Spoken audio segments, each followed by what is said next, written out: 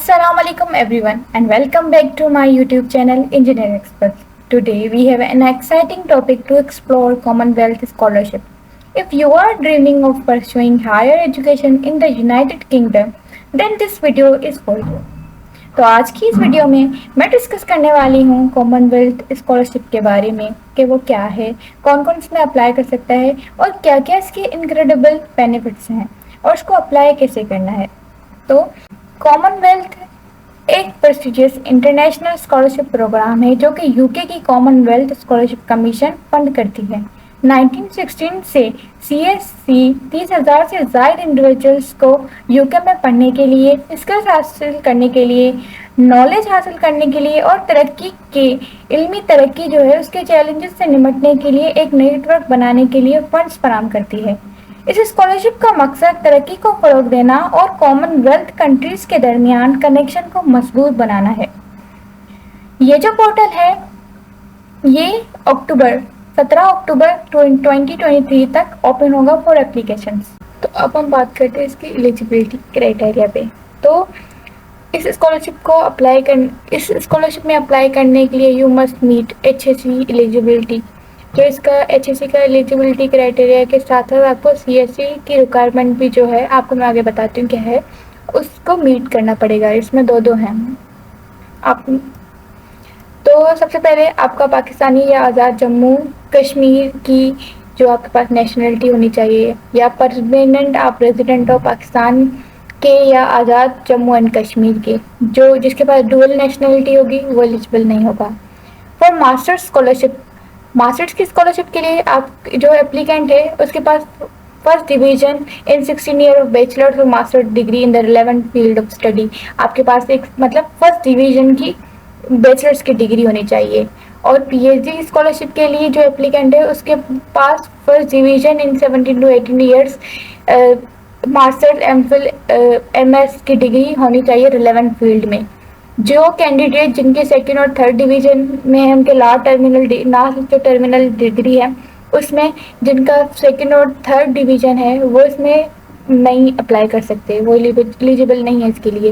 Resulting awaiting candidate जिनका भी result आना है, जिन्होंने पेपर वगैरह दे लिया, उनका फाइनल हो गया, रिजल्ट आने वाला है, वो कैंडिडेट्स में अप्लाई कर सकते हैं।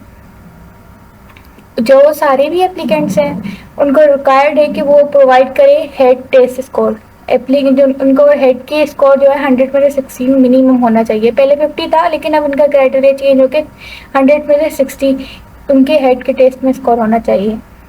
जो एप्लीकेंट जिन्होंने जनवरी 2022 से के बाद कोई हेड टेक दिया है उनको ये है कि जस्ट उनकी जो रिज़ल्ट है वो HSC के पोर्टल पे वो अपलोड करनी है ताकि उनकी एप्लीकेशन जो है वो कंसिडर हो उसमें। और जिन्होंने टेस्ट नहीं दिया तो अभी जो है HSC वाले ये टेस्ट कंडक्ट कर रहे हैं, आप वहाँ पे अप्लाई कर सकते हैं without providing minimum head score. तो आपकी जो एप्लीकेशन है वो कंसिडर नहीं होगी फॉर फर्दर प्रोसेस। जो भी इंटरेस्टेड एप्लीकेंट हैं जिन्होंने अभी टेस्ट नहीं दिया तो वो रजिस्टर कर सकते हैं। ये जो वेबसाइट है इस पे जाके ETC जो है ना वो अभी एक्सेप्ट कर रही है application for head test. Merit shall be strictly based on head score. मतलब जो भी मेरिट है सिलेक्शन क्राइटेरिया है वो हेड के स्कोर पे डिपेंड करता है। HSC के पास सारे रिजल्ट्स हैं, राइट्स हैं, वो उसमें कुछ भी ट्रेनिंग कर सकती है। HSC के बाद अब आता है CSC eligibility criteria in addition to HSC criteria.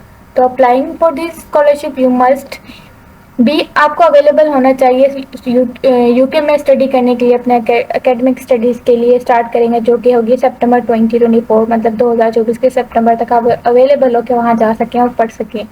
उसके बाद CSC would not normally fund a second UK masters degree if you are applying for second. अगर जो सेकेंड यूके मास्टर डिग्री है उसके लिए वो फंड नहीं करते। अगर आप वो करते हैं तो फिर आपको उसकी जस्टिफिकेशन देनी पड़ती है। उसके बाद be unable to afford to study in the UK without this scholarship. मतलब आप इसको अफोर्ड ना कर सकते हो UK में पढ़ना, मतलब स्कॉलरशिप के वगैरह पे। अगर स्कॉलरशिप नहीं मिले तो आप वहाँ नहीं पढ़ सकते, अफोर्ड ना कर सकते हो, तो आप इसमें एलिजिबल हैं। उसके बाद provide full transcripts detailing all your higher education qualification including to date transcript for any qualification you are currently studying with मतलब अगर आपकी जो ट्रांसक्रिप्ट वगैरह जो डिटेल हैं, डॉक्यूमेंट्स हैं, जो भी आपके ट्रांसक्रिप्ट वगैरह यूनिवर्सिटी के सर्टिफिकेट्स वगैरह हैं, अगर वो इंग्लिश में नहीं है तो आपको उनको सर्टिफाइड ट्रांसलेट करना पड़ेगा और उसको ऑनलाइन एप्लीकेशन में सबमिट करना पड़ेगा। और एटलीस्ट 2 को भी इंडिविजुअल्स वहाँ के जो डिपार्टमेंट जहाँ आपने पढ़ा है वहाँ से रेफरेंस लेटर्स जो है ना 2 आपको प्रोवाइड करने पड़ेंगे। For PhD candidates only, not be registered for PhD or an MPhil leading to a PhD at a UK university or in your home country before September 2024। मतलब आपने 2024 के सितंबर या अक्टूबर से पहले किसी भी PhD वगैरह में रजिस्ट्रेशन, चाहे वो यूके में हो या अपनी कंट्री में, वहाँ पे इसमें एडमिशन ना हो, रजिस्टर्ड ना हो। उसके बाद provide a supporting statement from a propose supervisor in the UK. मतलब यूके में कोई भी आपका प्रपोज सुपरवाइजर हो, उसकी एक स्टेटमेंट आपने यहाँ पे अपलोड मतलब प्रोवाइड करनी है। At least one of the institute named on your application form, आपके एप्लीकेशन में फॉर्म में जो इंस्टीट्यूट में से किसी भी एक की। अगर आपको कोई भी मजीद एलिजिबिलिटी क्राइटेरिया और टर्म्स वगैरह के बारे में अगर पढ़ना है या जानना है तो यहाँ पे 2 वेबसाइट दी हैं, आप उधर जाके चेक कर सकते हैं। एक मास्टर्स के लिए दी हुई है, एक पीएचडी के लिए, दोनों के अलग अलग है। थोड़ा थोड़ा इनका जो क्राइटेरिया है दोनों के लिए चेंज है। अब हम बात करते हैं इसके एप्लीकेशन प्रोसीजर पे। Applicants are required to submit online application at the Commonwealth and HEC। अच्छा, आपको यहाँ पे 2 एप्लीकेशन फॉर्म फिल करने पड़ेंगे, एक कॉमनवेल्थ के पोर्टल पे और एक जो है HEC के, क्योंकि HEC जो है ना एक मतलब नॉमिनेटेड वो एक ज़रिया है जिसकी वजह से आप वहाँ पे अप्लाई करेंगे। In case applicant fails to submit online application, अगर दोनों वेबसाइट पे अगर एप्लीकेंट जो है वो फेल हो जाता है, वो मतलब अपनी एप्लीकेशन सबमिट नहीं कर सकता स्टेप 1 और स्टेप 2 में, तो वो जो HEC है या कॉमनवेल्थ है वो आपकी एप्लीकेशन जो है उसको एक्सेप्ट नहीं करेगी। ठीक है, उसके बाद स्टेप 1 में आता है। स्टेप 1 में आपने क्या करना है, कॉमनवेल्थ की ऑनलाइन एप्लीकेशन फॉर्म फिल करना है। Candidate must apply using CSC's online application system mention below. यहाँ पे नीचे आपको लिंक मिलेंगी।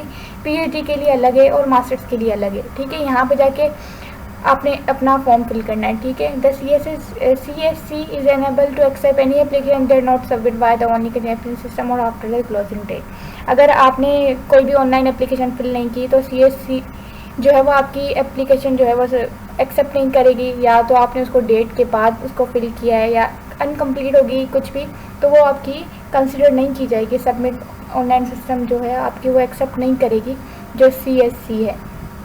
उसके बाद सेकंड स्टेप में ये आता है कि आप लोगों ने HEC की ऑनलाइन एप्लीकेशन फॉर्म करनी है। HEC की ऑनलाइन एप्लीकेशन फॉर्म करने के लिए आपने इस वेबसाइट पर जाना है। After registering and filling your profile please select. अच्छा, आपने रजिस्टर और फिल कर दी अपनी प्रोफाइल, उसके बाद क्या करना है, उसको लर्निंग अपॉर्चुनिटी अब्रॉड को सिलेक्ट करना है। After submission of the application, submission के बाद आप लोगों ने एक प्रिंट कॉपी जो है ना वो साइन की हो एप्लीकेंट की वो रखनी है।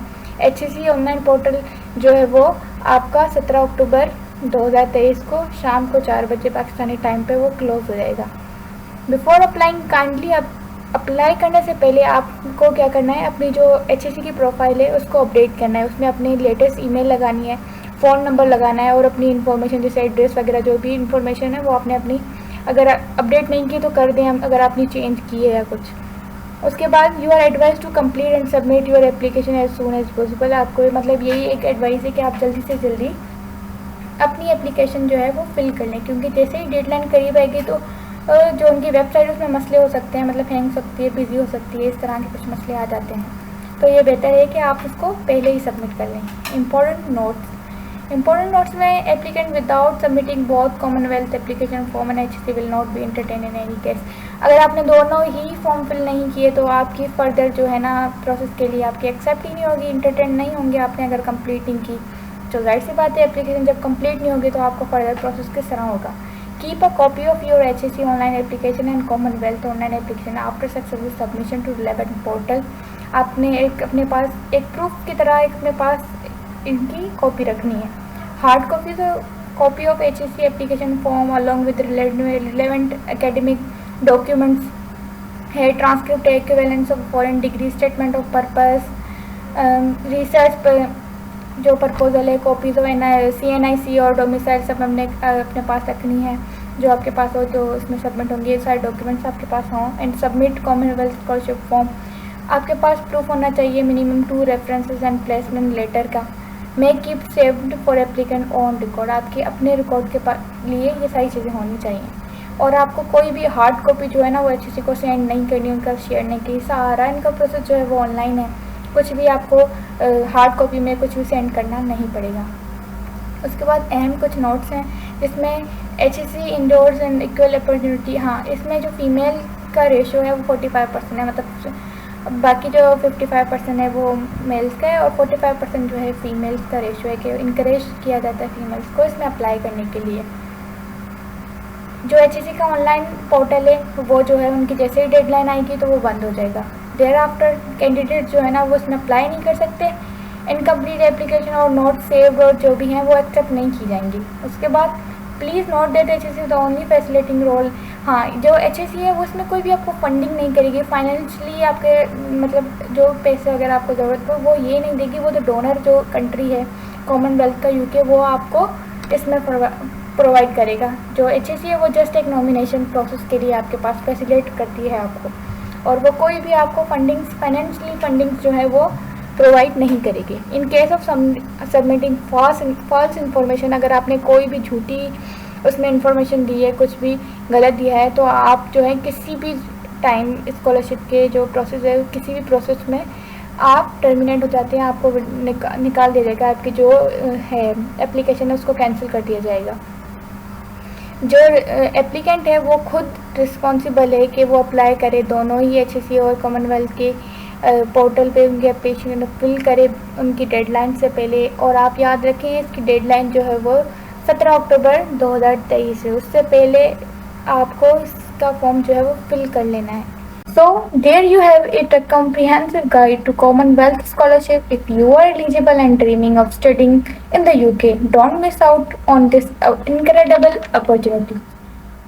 Thank you for joining us today on Engineer Expert. If you found this video informative and helpful, please give it a thumbs up. Subscribe our channel for more educational content and hit that notification bell so you never miss out on our new videos. अगर आपको कोई question है या कुछ पूछना चाहते हो तो leave a comment below. Together we learn, together we grow. फिर मिलते हैं एक नई वीडियो के साथ, तब तक के लिए अल्लाह हाफिज।